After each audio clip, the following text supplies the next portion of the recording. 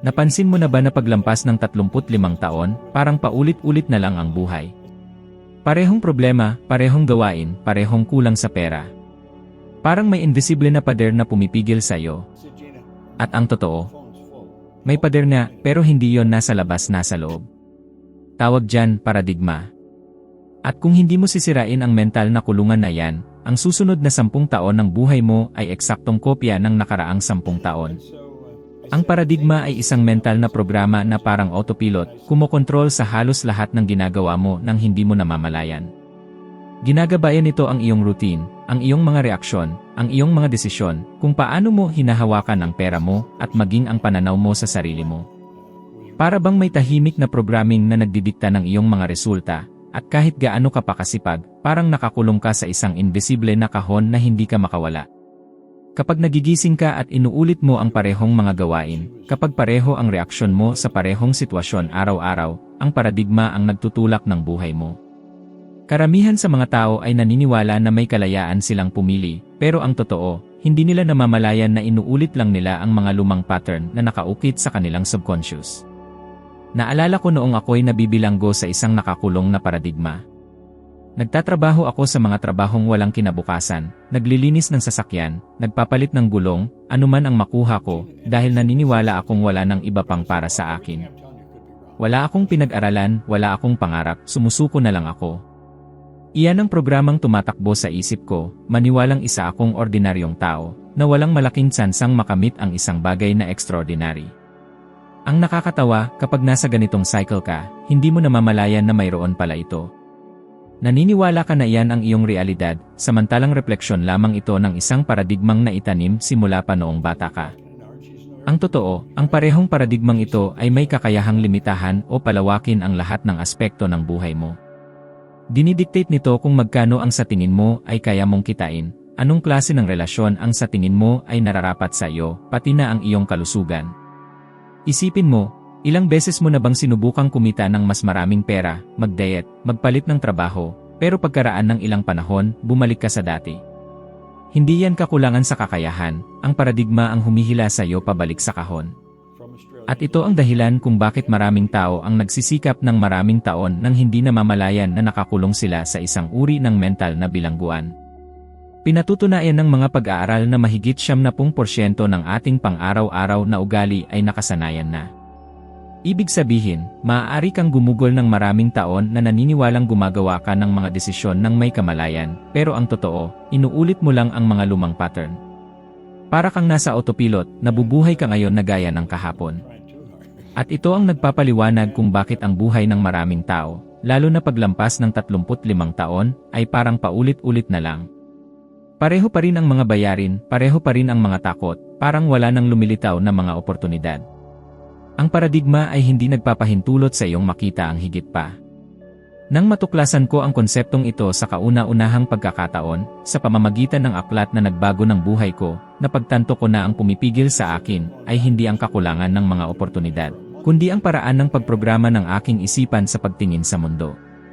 Nang panahong iyon, nakikita ko ang sarili ko bilang isang taong walang pagpipilian, pero habang naunawaan ko ang mga paradigma, napagtanto ko na maaari akong mag-install ng mga bagong mental na programa, na parang nagpapalit ng software ng aking utak. Iyan ang turning point na nag-udyok sa akin na iwanan ang aking stable, pero limitado, na trabaho, at gumawa ng mga unang hakbang tungo sa isang lubos na kakaibang buhay. Ang problema, halos walang nagsasalita tungkol dito, kaya maraming tao ang nananatiling nakakulong. Lumilikha ang paradigma ng isang uri ng comfort zone, kahit na hindi ka komportable rito. Paradoxically, pero totoo, maaari mong kamuhian ang iyong mga resulta, pero mas nakakaramdam ka pa rin ng seguridad sa pag-uulit ng alam mo na. Iyon ang dahilan kung bakit ang pagbabago ay tila napakahirap, dahil kinakailangan mong lumabas sa frequency na nasanay ka na at pumasok sa isang bagong frequency na hindi mo pa alam. Ngunit ang totoo, kapag naunawaan mo kung paano gumagana ang mga paradigma, doon mo makikita na mayroong labasan, at ang labasan na iyon ay nasa loob mo na. Kung titignan mo ang iyong sariling buhay ngayon, mapapansin mo na lahat ng iyong nakamit hanggang ngayon, maging mabuti man o masama, ay pinahintulutan ng iyong paradigma. Ito ang filter na nagdedesisyon kung ano ang iyong tinatanggap, kung ano ang iyong tinatanggihan, at maging kung ano ang sa tingin mo ay nararapat sa iyo. At sa sandaling maunawaan mo ito, mapagtatanto mo na walang anumang talagang pumipigil sa iyo. Maliban sa tinanggap mong katotohanan sa loob ng maraming taon. Para bang sa wakas ay nahanap mo na ang susi na magbubukas sa kulungan kung saan ka nakakulong nang hindi mo namamalayan. Ang perception ay isa sa mga pinakamakapangyarihang punto na kinokontrol ng paradigma. Maraming tao ang naniniwalang nakikita nila ang mundo gamit ang kanilang mga mata, ngunit hindi ito totoo. Ang talagang nangyayari ay nakikita natin sa pamamagitan ng lente ng ating utak na na-filter ng lahat ng bagay na pinaniniwalaan nating totoo na. Ang mata ay parang kamera lamang, ngunit ang nag-interpret ng larawan ay ang isipan at dito pumapasok ang paradigma. Kaya naman dalawang tao ang maaaring tumingin sa parehong sitwasyon at makakita ng magkaibang bagay. Ang isa ay nakakakita ng oportunidad, ang isa naman ay nakakakita ng panganib. Ang isa ay naniniwalang posible, ang isa naman ay sigurado na imposible. Ganyan din ang nangyari noong simula ng nakaraang siglo, nang magdesisyon ang magkapatid na Wright na ilipad ang isang eroplano. Ang lohika, ang siyensya noon, at maging ang common sense ay sumisigaw na imposible ang lumipad. Halos lahat ay tumatawa sa kanila, naniniwalang nasasayang ang kanilang oras. Pero hindi sila nakakulong sa collective paradigma. Ang kanilang perception ay nakatutok sa ibang frequency. At nang umalis ang eroplano sa lupa, kahit na ilang segundo lang, sapat na yon para masira ang paradigmang namamayani sa sangkatauhan magpakailanman. Ang dating tinatawag na kabaliwan ay naging katotohanan sa paningin ng lahat. Ang parehong bagay ay nangyayari sa personal na antas. Ilang beses mo na bang tiningnan ang iyong buhay at sinabi sa iyong sarili, hindi ito para sa akin, hindi ko kaya, wala akong talento, wala akong pera. Ang mga kaisipang ito ay hindi katotohanan, mga distorted na perception na bunga ng iyong kinakapitan na paradigma. At ang higit na kamangha-mangha, kapag naniniwala ka sa mga ideyang ito, ang utak ay lumilikha ng mga patunay upang suportahan ang limitasyon. Nakakakita ka ng mga pintuang nakasara dahil inaasahan mong nakasara ang mga ito. Nakakakita ka ng kakulangan dahil nakasanayan mo ng maniwalang kulang ang lahat. Pero kapag inayos mo ang perception, ang dating tila imposible ay nagsisimulang magkaroon ng anyo sa harap mo. Ako mismo ay nakaranas nito. Sa loob ng maraming taon, pinaniwalaan ko ang aking sarili na wala akong mayaalok, na isa lang ako sa milyon-milyon. Pero nang magsimulang magbago ang aking paradigma, napagtanto ko na ang aking perception sa kung ano ang posible ay nagbago rin. Ang dating tila hindi maabot, gaya ng paglikha ng mga negosyo, kahit walang formal na edukasyon, ay naging katotohanan ng maniwala akong kaya ko. Para bang ang mundo sa aking paligid ay pareho pa rin, pero ngayon ay nakakakita na ako ng mga pinto kung saan dati ay mga pader lamang ang nakikita ko. At narito ang isang hindi komportableng katotohanan, hindi mo nakikita ang mundo kung ano ito, nakikita mo ang mundo kung ano ka. Nangangahulugan ito na kung nakikita mo ang iyong sarili bilang isang taong limitado, ang iyong mundo ay magiging limitado. Kung nakikita mo ang iyong sarili bilang isang taong hindi kayang magbago, ang iyong realidad ay magpapatunay nito araw-araw. Pero sa parehong paraan, kapag sinimulan mong makita ang iyong sarili bilang isang taong may walang katapusang posibilidad, ang mundo ay tumutugon sa bagong perception na ito. Para bang nagpalit ka na ng lente kung saan mo nakikita ang buhay. Kinukumpirma ng mga pananaliksik sa neuroscience na ang utak ng tao ay may posibilidad na palakasin ang mga umiiral ng pattern. Nangangahulugan ito na kung nakasanayan mo ng maniwalang hindi ka kailanman magkakaroon ng sapat na pera, ang iyong utak ay itutuon ang iyong atensyon lamang sa mga sitwasyon na magpapatunay sa ideyang ito. Kaya naman maraming tao, kahit na may oportunidad, ay hindi ito nakikita. Hindi dahil wala ito, kundi dahil binulag sila ng paradigma. Kapag binago mo ang iyong perception, lahat ay nagbabago. Ang parehong trabaho na tila walang pag-asa ay nagsisimulang magpakita ng mga landas ng pag-unlad. Ang parehong ideya na tila mapanganib ay nagsisimulang maging posible. Ang parehong problemang tila walang solusyon ay nagsisimulang magpakita ng solusyon. Ang mundo ay hindi nagbago, ang nagbago ay ang paraan ng iyong pag-interpret dito. At dito nagsisimula ang tunay na kalayaan, dahil napagtanto mo na hindi ka nakakulong sa realidad mismo, kundi sa paraan ng pagtingin ng iyong isipan dito. Ang nangyari sa magkapatid na Wright ay isang makasaysayang halimbawa, pero maaari mo itong dalhin sa iyong sariling buhay. Kung ngayon ay naniniwala kang hindi ka makakapagbukas ng negosyo, hindi mo mapapabuti ang iyong kita, hindi ka na makakapagsimula ulit paglampas ng 35 taon, ito ay isang perception lamang na nilikha ng iyong paradigma. Kapag hinayaan mong ayusin ang lens na ito, matutuklasan mo na ang imposible ay wala. Ang mayroon lamang ay ang hindi mo pa napagpasiyahang makita. Ang panahon ay ang pinakademokratang yaman na mayroon. Lahat ay tumatanggap ng eksaktong 24 na oras sa isang araw, ni isang minuto pa, ni isang segundo pa. At gayunpaman, ang ilang tao ay nakakagawa ng kayamanan, lumilikha ng mga legacy, nakakamit ang pagkilala, samantalang ang iba ay halos hindi mabayaran ang kanilang mga bayarin at nabubuhay na parang palaging may hinahabol na hindi naman darating. Ang pagkakaiba ay hindi sa dami ng oras, kundi sa ginagawa ng bawat isa dito. Dito pumapasok ang paradigma. Ito ang filter na tumutukoy kung paano mo ginagamit ang iyong mga oras, kung anong mga gawain ang itinuturing mong prioridad, at kung saan mo inilalagay ang iyong enerhiya. Maraming tao ang naniniwalang kailangan nila ng kurso sa pamamahala ng oras, pero ito ay isang ilusyon. Ang oras ay hindi maaaring pamahalaan dahil ito ay dumadaan lamang, kahit gusto mo man o hindi. Ang maaaring talagang pamahalaan ay ang iyong mga gawain, at ang paraan ng iyong pag-aayos nito ay depende sa programming na nasa loob mo na. Kung ang iyong paradigma ay nagsasabing mas mabuting maging abala kaysa maging produktibo, pupunuin mo ang iyong mga araw ng mga gawain na walang patutunguhan. Ilang beses mo na bang natapos ang isang araw na pagod, naubos na ang lakas, pero may pakiramdam na wala namang naisulong na mahalaga? Iyan ang malinaw na patunay na ang iyong oras ay hindi ginagamit ng may kamalayan, kundi kinokontrol ng mga paulit-ulit na gawi. Ako mismo ay nakaranas nito. Nang nagtatrabaho ako bilang bombero sa Toronto, may trabaho akong maituturing na stable, isang fixed na sweldo, isang secure na routine. Pero may isang kawalan sa loob ko, dahil napagtanto kong lumilipas ang buhay ko, at hindi naman ako umuunlad. Doon nagsimulang mabuo ang isang bagong paradigma. Sinugal ko ang seguridad ng aking trabaho para magbukas ng isang maliit na negosyong panglinis. Lahat ay nagsabing baliw ako. Marami ang tumawa sa ideya na palitan ang isang bagay na secure ng isang bagay na hindi sigurado. Pero sa unang taon, kumita ang kumpanyang iyon ng mahigit $100,000. At alam mo kung bakit? Dahil binago ko ang paraan ng paggamit ko ng aking oras. Noon, ginagamit ko ang aking mga oras sa pag-apula ng sunog, literal. Pagkatapos, ginamit ko ito sa pagbuo ng isang bagay na maaaring lumago at magbigay sa akin ng kalayaan. Ang oras ay nanatili pa rin, pero ang paraan ng paggamit nito ay lubos na nagbago ng mga resulta. Ang pumipigil sa maraming tao ay ang gawin ng pag-aaksaya ng mga oras sa mga bagay na hindi nagdudulot ng tunay na pag-unlad. Maaaring mangyari ito sa panonood ng telebisyon ng walang pakialam, sa walang katuturang pag-scroll sa social media, o maging sa pagtanggap ng mga pulong, usapan, at mga gawain na walang ambag sa iyong mga layunin.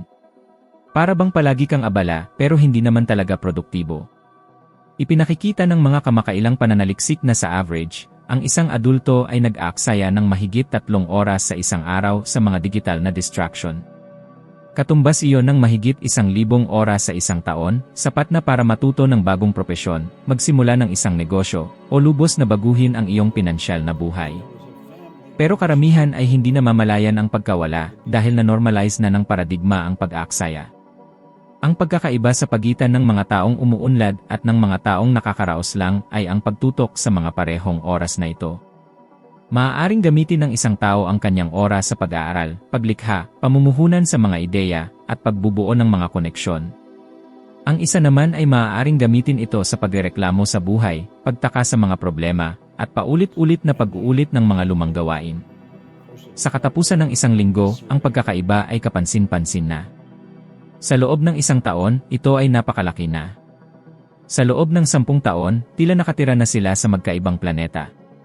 At lahat ng ito ay dahil ang pananaw ng isa ay nakatuon sa pag-unlad, samantalang ang isa naman ay nakatuon sa pagpapatuloy lamang ng buhay. Ang totoo ay ang iyong oras ay nagpapakita ng walang habas kung ano talaga ang iyong paniniwala na posible. Kung naniniwala kang makakalikha ka ng isang bagay na malaki, inaayos mo ang iyong mga oras para dito. Kung naniniwala kang wala kang magagawa, ginugugol mo lang ang oras sa pagiging abala. Ang oras ay ang pinakamatapat na salamin ng pananaw na namamahala sa iyong isipan. Kung mapapansin mo kung paano mo ginagamit ang iyong mga araw, magkakaroon ka ng pinakamaliwanag na larawan ng iyong tunay na paniniwala sa iyong sarili at sa hinaharap. Isipin ang epekto ng pagbabago lamang ng puntong ito. Kung magdedesisyon kang simula ngayon, ang iyong mga oras ay ilalaan sa mga gawain talagang nagpapalawak ng iyong buhay, sa maikling panahon ay magkakaroon ka ng mga resulta na hindi mo inaasahan. Hindi ako nagsasabi ng pagtatrabaho ng higit pa, ngunit ng pagtatrabaho ng mas mahusay. Madalas na hindi ang dami ng pagsisikap ang kulang, kundi ang tamang focus. Kapag sinimulan mong iayon ang iyong oras sa isang bagong pananaw, mapapansin mong ang mga resulta na tila imposible ay nagsisimulang lumitaw ng natural. Ito ang pagkakaiba sa pagitan ng pagtakbo palayo sa orasan at pagpapagawa sa orasan para sa iyo. Sa tuwing may nagtatangka na lumabas sa kanyang comfort zone, hindi maiiwasan ang pagkikita sa isang invisible na hadlang. Ang hadlang na ito ay hindi pisikal, ngunit ito ay napakatotoo na nakakaparalisa. Ito ay nagpapakita bilang takot, pagkabalisa, kawalan ng kapanatagan, at maging sa banayad na mga paraan ng self-sabotage. Magdedesisyon kang magbukas ng negosyo, ngunit bigla mong sisimulan isipin ang lahat ng mga sitwasyon na maaaring magdulot ng pagkabigo. Magdedesisyon kang magpalit ng trabaho, ngunit mapupuno ka ng mga kaisipang tulad ng paano kung hindi ito gumana. Ang pader na ito ang tinatawag kong invisible terror, at ito ay lumilitaw mismo sa sandaling ikaw ay handa ng gumawa ng hakbang na maaaring magbago ng iyong buhay. Malinaw kong naaalala ang isang pangyayari sa aking kapatid na babae at bayaw. Sila ay nasa 50 taon na at may pagkakataong bumili ng isang maliit na negosyo. Ang desisyon ay nagsasangkot ng pag-i-mortgage sa bahay, paggamit ng lahat ng ipon, at pagtalon sa isang teritoryo na lubos na hindi pamilyar. Ang takot ay napakalaki kaya halos sumuko na sila. Sinabi nila sa akin na ang pagkawala ng bahay ay isang sakuna, na baka masyadong matanda na sila para mangahas, na hindi nila alam kung may kakayahan pa silang magsimulang muli kung sakaling mabigo sila. Ito ang perpektong larawan ng invisible terror, kapag ang panganib ay tila mas malaki kaysa sa posibilidad. Ngunit hinikayat ko silang magpatuloy, dahil alam ko na sa likod ng pader na iyon ay mayroong isang bagay na mas malaki na naghihintay. Ngayon, ang negosyong iyon ay nagkakahalaga ng milyon-milyong piso at tinutustusan ang buong pamilya. Ang takot ay hindi nawala nang gumawa sila ng desisyon, ngunit ang paglampas sa hadlang ay gumawa ng malaking pagkakaiba. Karamihan sa mga tao ay umatras kapag lumitaw ang takot, at ito mismo ang dahilan kung bakit napakarami ang nananatiling stagnant. Mas madaling bumalik sa kung ano ang alam na, kahit na ang alam na ay hindi nagdudulot ng kaligayahan.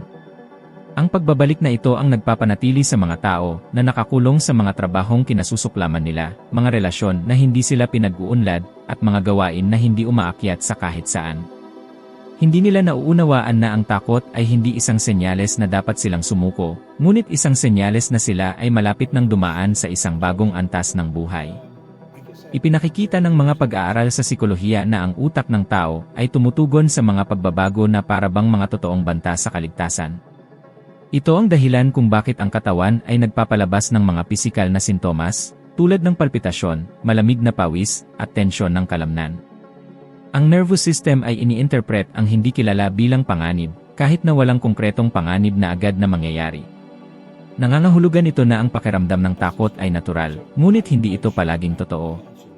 Ang pagkilala dito ay isang mahalagang hakbang na, dahil ito ay nagpapaunawa sa iyo na ang takot na nararamdaman mo kapag sinusubukan mong magbago ay hindi isang babala upang umatras, ngunit isang senyales na ikaw ay sumisira sa mga limitasyon ng iyong pananaw. Ang nakakatuwa ay kapag nalampasan mo na ang hadlang na ito, natuklasan mong wala sa mga inaasahan mo ang nangyari. Ang sakuna ay hindi dumating, ang kalamidad ay hindi nagkatotoo. Sa halip, lumitaw ang mga bagong oportunidad, mga bagong resulta, mga bagong bersyon ng iyong sarili. Sa bawat paglampas mo sa invisible terror, tumataas ang iyong tiwala sa sarili, lumalawak ang iyong pananaw, at pinatutunayan mo sa iyong sarili na kaya mong lampasan ito. Ang takot ay maaaring manatili, ngunit natututo kang sumulong kahit nakasama ito. At ito ay kalayaan. Isipin kung gaano karaming beses kang umatras sa isang bagay na maaaring nagbago ng iyong buhay. Marahil isang promosyon na hindi mo tinanggap, isang negosyo na hindi mo binuksan, isang desisyon na ipinagpaliban mo sa loob ng maraming taon. Ngayon isipin kung nasaan ka sana kung nagkaroon ka ng lakas ng loob na lampasan ang hadlang noong panahong iyon. Ang pagninilay na ito ay masakit, ngunit nagpapalaya rin, dahil ipinapakita nito na ang tanging bagay na talagang naghihiwalay sa iyo sa buhay na gusto mo ay ang pagpayag na harapin ang invisible terror na ito. Ang sikreto ay hindi ang paghihintay na mawala ang takot, dahil hindi ito mawawala bago ang pagkilos. Ang sikreto ay ang paglampas kahit na nanginginig ka, kahit na ang boses mo ay nanginginig, kahit na ang puso mo ay mabilis ang tibok. Ang tagumpay ay hindi sa pag-aalis ng takot, ngunit sa pagpapatunay sa iyong sarili na ikaw ay mas malaki kaysa dito. At kapag naunawaan mo ito, mapapansin mong ang hadlang na tila hindi mapapalampasan ay isang ilusyon lamang na nilikha ng iyong sariling pananaw. Ang desisyon ay ang linya na naghihiwalay sa buhay na iyong ginagalawan ngayon at sa buhay na maaari mong maranasan. Karamihan sa mga tao ay naniniwala na kailangan nilang maghintay sa perpektong sandali, magtipon ng sapat na pera, o magkaroon ng lahat ng kondisyon na nakahanay bago magdesisyon. Ngunit ang talagang nagbabago ay hindi ang paghihintay na ang lahat ay nasa lugar na, kundi ang pagdedesisyon muna. Ang pinagkukunang yaman, ang oportunidad, ang tulong, at maging ang pera ay lilitaw lamang pagkatapos ng matatag na desisyon. Naranasan ko mismo ito nang iwanan ko ang kita na daan-daang libong dolyar kada taon upang tanggapin ang isang trabaho na $18,000 lamang.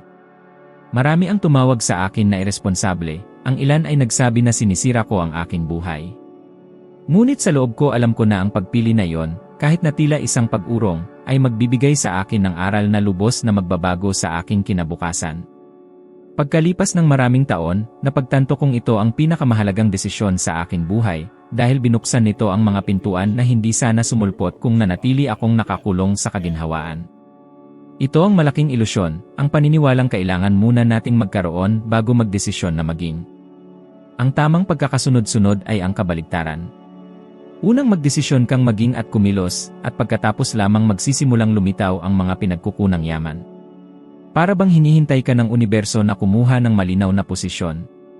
Habang sinasabi mong, kapag may pera na ako magsisimula ako, kapag may oras na ako gagawin ko, kapag nakaramdam na ako ng paghahanda maghaharap ako ng panganib, wala itong mangyayari.